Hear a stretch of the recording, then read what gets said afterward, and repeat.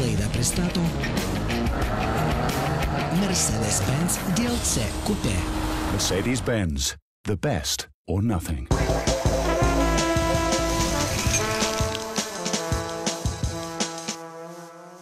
Sveiki, laida Ne vienas kelyje pradeda naują sezoną. Ir visiems eismo dalyviams, tiek pėstiems, tiek ratuotiems linki saugaus rudens.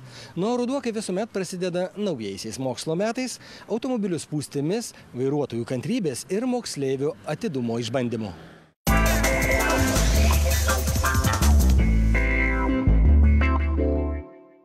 Rugsėjis tai tikras sumaišties metas Vilniuje. Matyk gatvę sugrįžta atostogautojai, studentai ir pasipila mažyliai moksleiviai.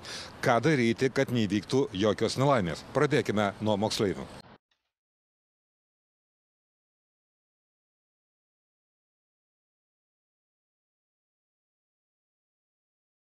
Kaip ir kiekvienais metais rugsėjį, šiemet į Lietuvos gatves vėl išėjo tūkstančiai pirmokėlių. Čia atsiras ir kitų pradinukų, kurie dar nelabai įpratę prie intensyvaus miestų eismo, o kaimiškose vietovėse ne vienam mažyliui teks į mokyklą keliauti pėsčiomis. Tikimės, jog jų mokytojai ir tėvai skyrė mažiesiems pakankamai dėmesio ir suteikė pakankamai žinių, kad šie saugiai jaustųsi gatvėse. Tėtis, mama kaip nors pasakojo apie gatves, kaip reikia elgtis gatvėse, šaligatviuose? Tėvai nepasakojo, bet mokykloje pasakojo. Mokykloje pasakojo. O ką pasakojo? Viską. Ar galima bėgti per gatvę, ar reikia eiti? Negalima. O galima eiti bele kur per gatvę? Ne bele kur. O kaip galima pereiti gatvę? Per pėsčiųjų perėją. Šviesoforai yra, tam tokie šviesoforai dega, žinai, ką reiškia? Geltonas, žalias, raudonas? Taip. Ką reiškia? Galima eiti kada? Per raudoną tik tai, taip? Ne. Per kokį? Žalią. Per žalią. O kai geltonas dega, ką reikia daryti? Pasiruošti. Ką dar pasakoja? Kad negalima žaisti ant kelio? O norėtųsi? Ne. Nu, mes uždavėme savo klausimą, ar gerėja situacija gatvėse, ar vairuotojai tampa dėmesingesni, ar pastebi jie perėjose pėsčiuosius ir ar juos praleidžia. Prieš 14 metų sostinėje atlikome eksperimentą. Paprašėme 2 moksleivius skirtingose sostinės vietose vaikščioti perėjomis. Mes filmavome vairuotojų reakciją.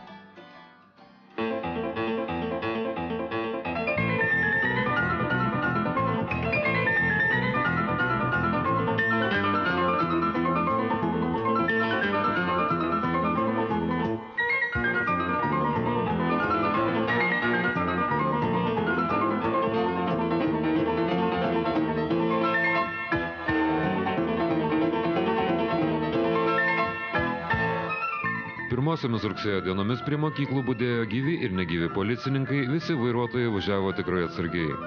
Galbūt jos baimino ne tik į gatves pasklidę vaikai, o gana solidžios baudos už pėsčiųjų teisių pažeidimus. Tačiau tai reikėjo policininkams pasitraukti nuo perėjų ir vairuotojai vaikus pamiršo. Mūsų jaunieji pagalbininkai šturmuoti perėjas pradėjo žvėrynę, kur eismas buvo gana ramus. Tad ir laukti prie pėsčiųjų perėjų ilgai jiems nereikėjo. Pereiti gatvę buvo nesunku ir Pilaitės rajone.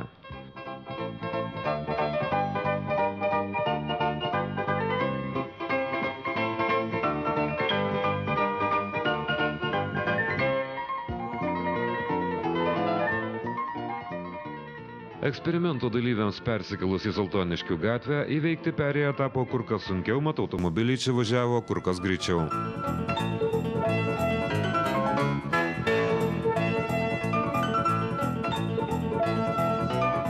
Pavargę po darbų Vilniečiai labiausiai skubėjo Viršuliškių rajone.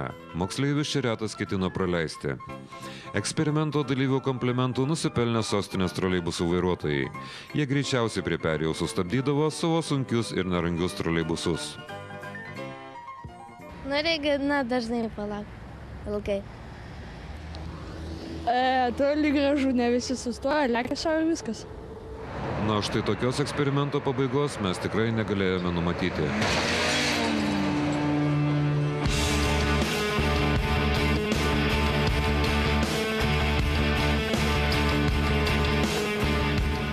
Automobilis techniškai tvarkingas, stabdžiai yra geri.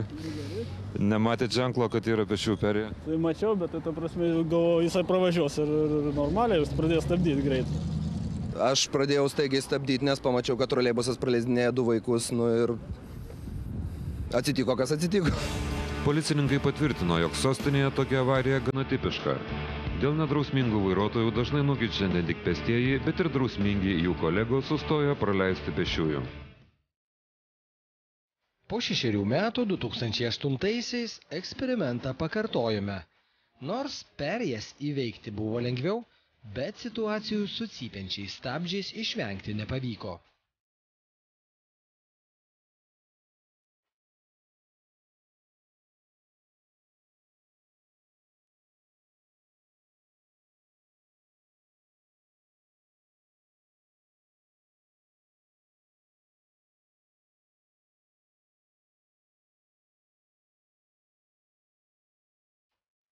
Po 14 metų mes pakalbinome tuos pačius mūsų eksperimento herojus, dabar jau suaugusius vyrus.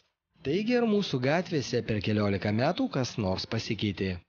Manau, kad pagrindinis dalykas, kas pasikeitė, tai perėjos tapo saugesnės. Tai iš principo, kaip ir šioje, yra gulintis policininkas, kuris pristabdo greitį ir vairuotojas automatiškai mažina prieš jį greitį. Tai dėl vairuotojų dėmesingumo nemanau, kad yra didelis skirtumas, nes kitose perėjose, kur yra be saugumo salelių ar neapšviestos, tai pėsčiajam reikia labai saugotis. Na, pats vairuoja automobilį, ar visada sustoja, ar visada būna dėmesingas? Visada sustoju, kai žmogus eina per perėją. Iš principo, kai yra, manau, kai daug juostų yra vienoje gatvėje, nereiktų iš karto stoti pirmam, nes daug kas lekia šalia ir gali nesustoti. Tai vien iš saugumo pusės manyčiau, kad nereikia staigiai kirsti per stabdžius, nes žmogus tada automatiškai pradeda eiti per kelią ir kitas gali nesustoti. Ar keičiasi vis dėlto Vilnius, ar keičiasi vairuotojai per tą laiką nuo paskutinių mūsų atliktų televizijos eksperimentų? Aš manau, kad taip, tikrai keičiasi, nes, kaip prisakė kolega, dėl šitų naujų perėjų, kaip su gulinčiais policininkais, tai iš karto jau prisistabdo vairuotojai prieš mums einant per perėją, tai jau tikrai jau saugiau, nes praeitą kartą, kai mes darėm tą eksperimentą prieš 14 metų, tai jo, tada jau buvo baugoka, gal dėl to, kad mes ir buvom tokie jau ir mažesni, bet ir nebuvo tokių perėjų kaip dabar. Tad, nors rugsėjo 1 jau praėjo, tačiau kiekvieną dieną sėsdami prie vairo neužmirškite. Gatvėse ir kiemuose dabar daugybė vaikų, kur kas daugiau negu vasarą.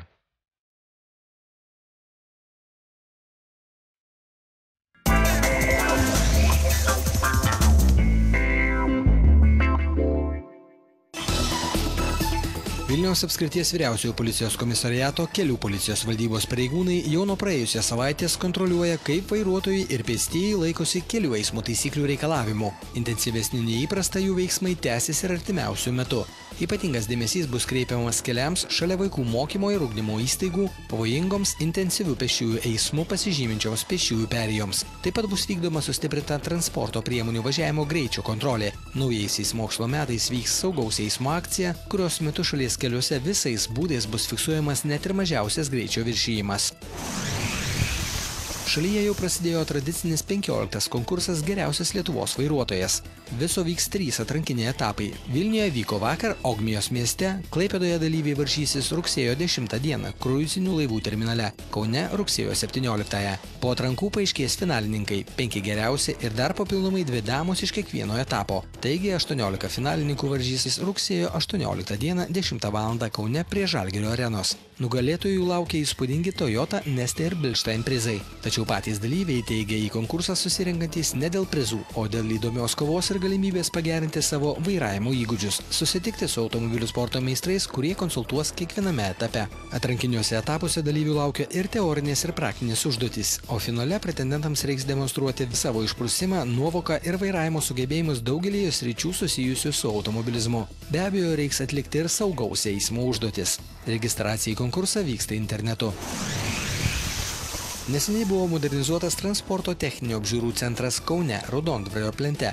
Naujovės orientuotos į sunkiojo transporto valdytojus, kuriems techninės apžiūros procesas nuo šiol bus atliekamas gerokai greičiau. Mat atidaryta antroji sunkiojo transporto techninės apžiūros linija. Viena bus iš naujovių ta, kad šioje stotyje mes netgi pasiūlysime ir kroviniam transporto priemonių valdytojams, savininkams užsirašyti techninę apžiūrą iš anksto. Taip galės jie planuoti savo laiką.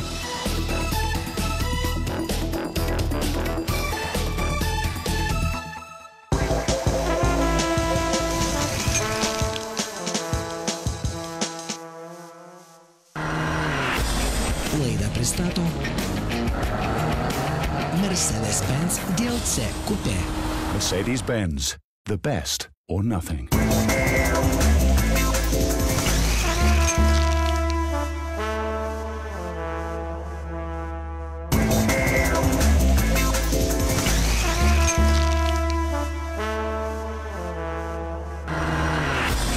Laidą pristato Mercedes-Benz DLC Coupe. Mercedes-Benz, the best or nothing.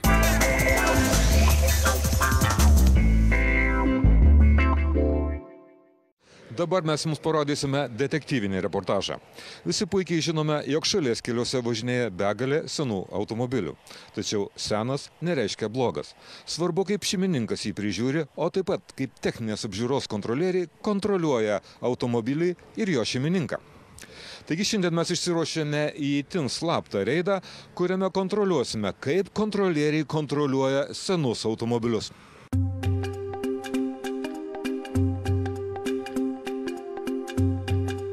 Apie tai, kad galima atlikti privalomą techniškai netvarkingo automobilio patikrą ir gauti teigiamą išvadą, daugelis vairuotojų tikriausiai girdėjo ir būtus ir nebūtus pasakojimus. Tad į reidą išsiruošėme slapta. Apie kelionės tikslus ir adresatus žinojo tik 2 žmonės. Mat tokia informacija sklinda žaibiškai. Pirmuoju objektu pasirinkome Švenčionių techninės apžiūros stotį. Sustojome nuošalėje gatvelėje šalia jos, įjungėme kompiuterius ir ėmėme sekti, kas vyksta techninės apžiūros stotyje. Atvykome į Švenčionių miestą, yra techninės apžiūros stotis Švenčionyse ir mes pabandysime atlikti atsitiktinį patikrinimą, prisijungiam prie informacinės sistemos. Dabar matom, kad kontrolierius atlieka tikrinimą. Uždėsime opciją, kad atlikus tikrinimą bus atliktas kontrolinis patikrinimas. Lauksime informacijos apie tai, kaip bus atlikta apžiūra. Sistema užblokuos dokumentų spausdinimą. Mūsų darbuotojai atvyks ir atliks kontrolinį patikrinimą. Ir pasižiūrėsime, ar patikros rezultatas atitinka kontrolinio patikrinimo rezultatą. Automobilis koks? Volvo.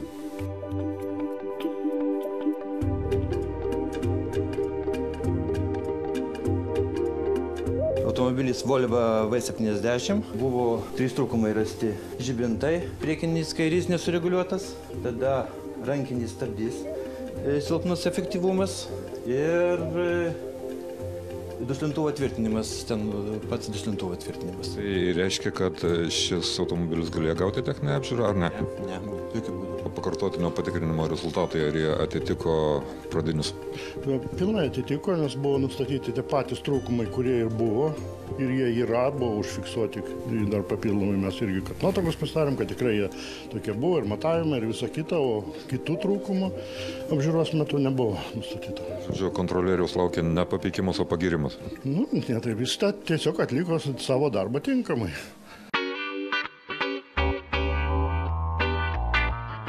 Kaip matome, patikrinimas buvo sąžiningas. Tai yra labai gražu, tačiau žiūrovai replikuos, kad nelabai įdomu.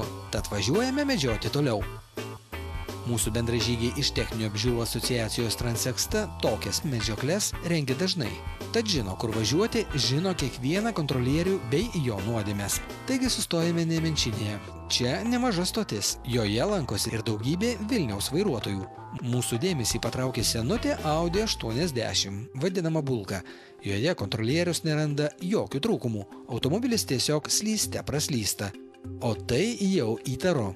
Spaudžiame paminą ir atlėkėme į stotį lyg specialių tarnybų agentai. Tačiau vien tik išvydus mašinos savininką, garbaus amžiaus džentelmeną, abejonės tirpsta. Много лет ездите на нем? 8. 8 лет. И какой километраж, сколько километров там? Ну, сейчас у меня где-то 230. 230. И проблем сколько было? Не было проблем. Вообще, за 8 лет? Ну, кроме тормозные колодки, там шаровую опору менял. И перед технической проверкой были автосервисы, что-то делали? Не был я в автосервисе.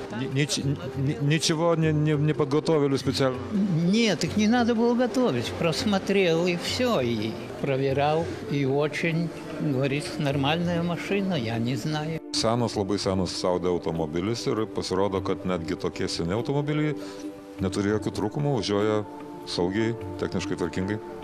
Taip, būna ir tokių dalykų ir gana dažnai, nes žmonės metuose vis tiek prižiūri tos savo automobilius ir čia gali koks nors jaunesnis gal biškį atvažiuoti neprižiūrėjęs, o tokie yra gana pedantiški.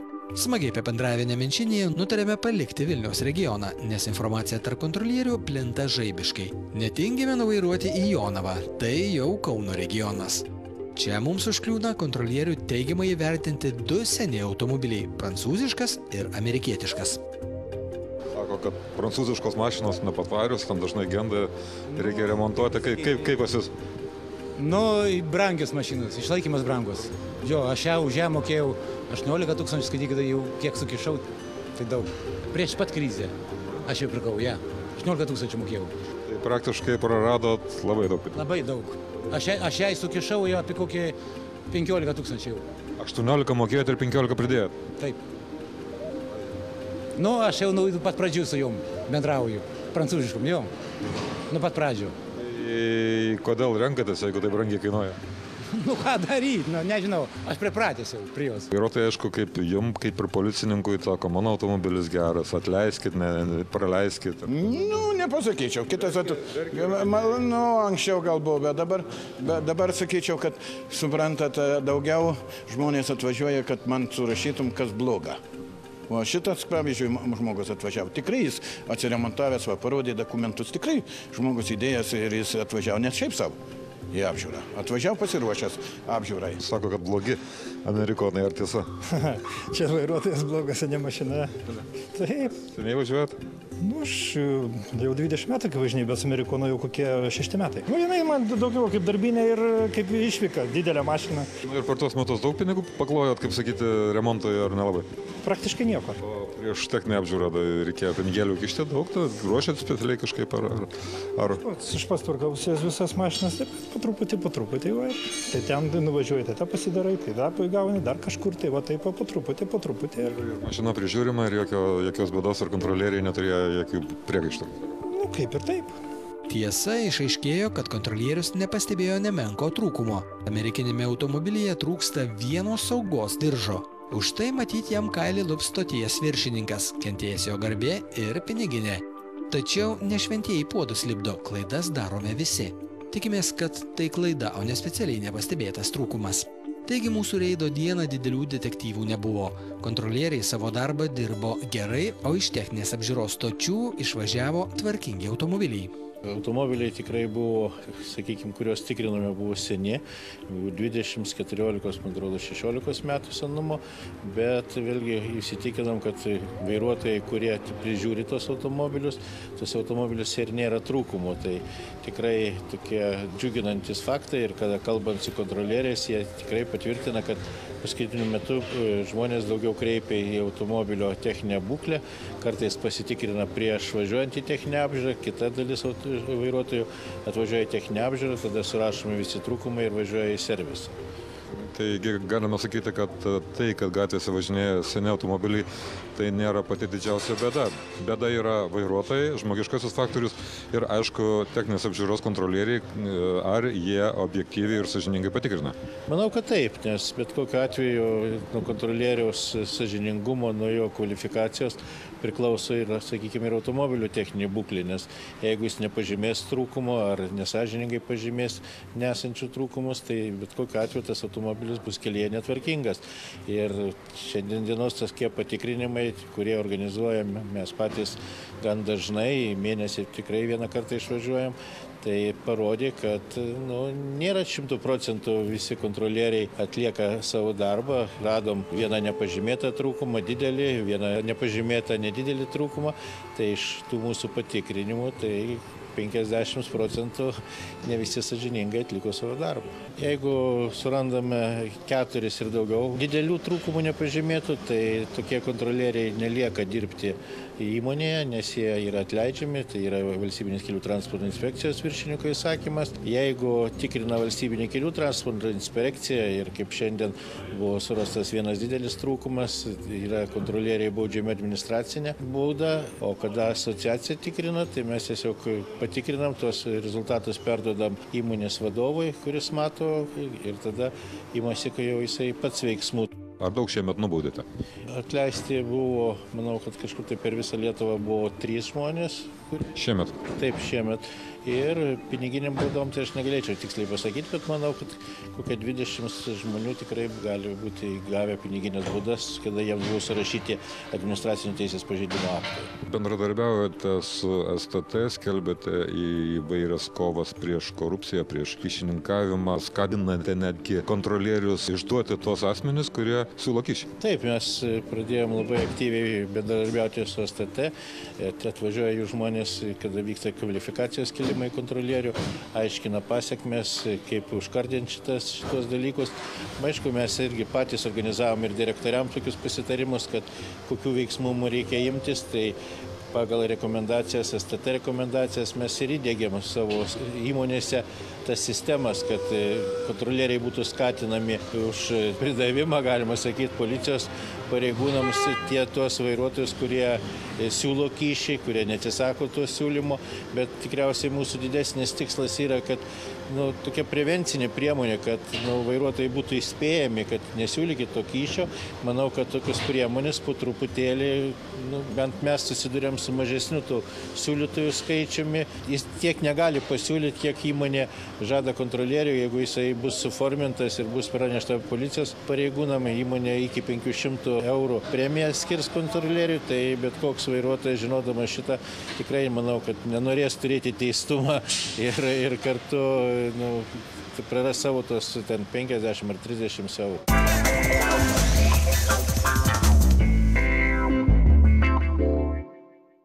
Šiandien mes jums papasakosime apie kurmį ir rankovę. Taip kelininkai juokais vadina naująją technologiją, kurios pritaikymą stebėjome ir mes. Kauno ir jo priemiesčių gyventojai pastebėjo, kad visą vasarą ir dar gerokai iki jos vyko kelio į Šakius rekonstrukcija. Čia buvo tiesiama nauja danga ir tvarkoma kelio aplinka. Mus pasiekė informacija, kad čia dirbantys kelininkai kai kuriems darbams atlikti naudoja netradicinės technologijas. Mes šiame ruože apsilankėme vasaros vidury, kai šalia šviežiai nutiesto asfalto dar triūsė statybininkai. Atvykome prie tvarkomos pralaidos. Pralaida tai kelio infrastruktūros dalis, kurios pagalba susiekiamos priešingos kelio šalikelės. Dažniausiai tai būna įvairaus diametro vamzdis, kuriuo prateka vanduo. Taip pat pralaidos daromos ir gyvūnams migruoti iš vienos kelio pusės į kitą. Šioje vietoje senoji metro pločio pralaida jau buvo susidėvėjusi. Viskam ateina savo laikas. Tai čia jau yra senos pralaidos, senos gelžbetonis jau buvo, kai sakoma, nuo amžiaus sutrupėjęs, pažeistas, nesandarus ir tiesiog reikia jas renovuoti, kad tiesiog nebūtų pratekėjimo, gruntas nesiestų ir ko pasekoje neatsirastų ant asfalto duobių ir taip toliau. Nes dažniausiai būna senos pralaidos, įtrūkinėja, sulūžta ir sukrenta gruntas, atsiranda tose vietose duobės. O kadangi kelias naujas, tai reikia viską naujai daryti.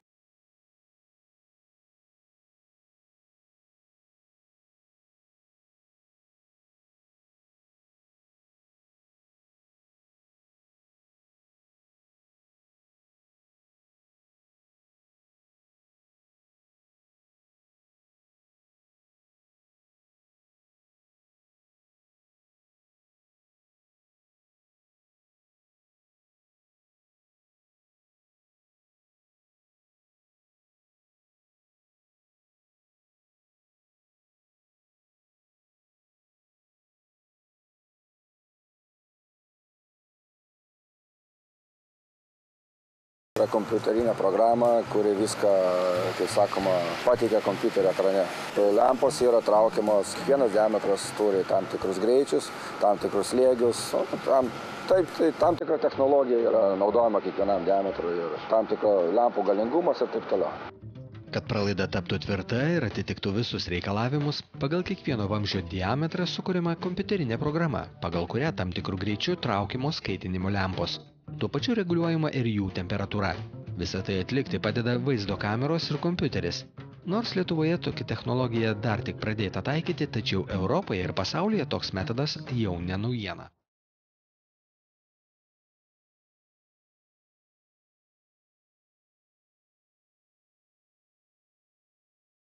Taigi galingos ultravioletinės lempos kaitina dervas, o jos kietėdamos su stiklo pluoštu suformuoja vidinę pralaidą senojoje.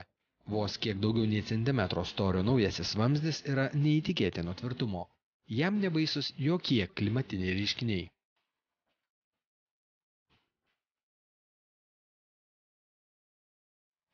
Europoje tai tikrai visam pasaulyje yra naudojamos šitos technologijos, tai kad į Lietuvą irgi jau jos atėjo. Lietuvoje tokių medžiagų niekas negamina, viskas važiuoja iš užsienio. Šio metodo privalumas ne tik naujoviškume. Jis padeda sutaupyti lėšų, o svarbiausia taupo itin brangų kelio statybos darbų, tuo pačiu ir vairuotojų, patiriančių nepatogumus dėl apvažiavimų laiką. Nereikia iš gelžbetonio gaminti naujos pralaidos, nereikia ardyti senosios ir ją iškasinėti. Iš kompozitinių medžiagų pagaminta naujoji pralaida tarnaus gerokai ilgiau, o atlikti darbus užtrunka gerokai mažiau laiko.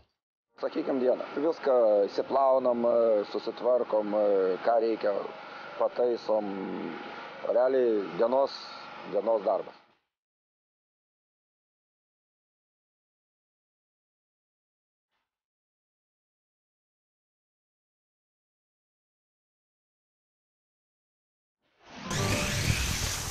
Taigi technologijos progresuoja ne tik mobiliųjų telefonų srityje. Sparčiai tobulėja ir kelių remonto bei tiesimo metodai. Na, o mes atsisveikinsime tuo, ko ir pradėjome. Linkime vairuotojams begalinės kantrybės, o moksleiviams atidumo ir susikaupimo. Ne tik pamokų metu, bet ir keliuose bei gatvėse. Visiems saugių, smagių kelionių, gero kelio.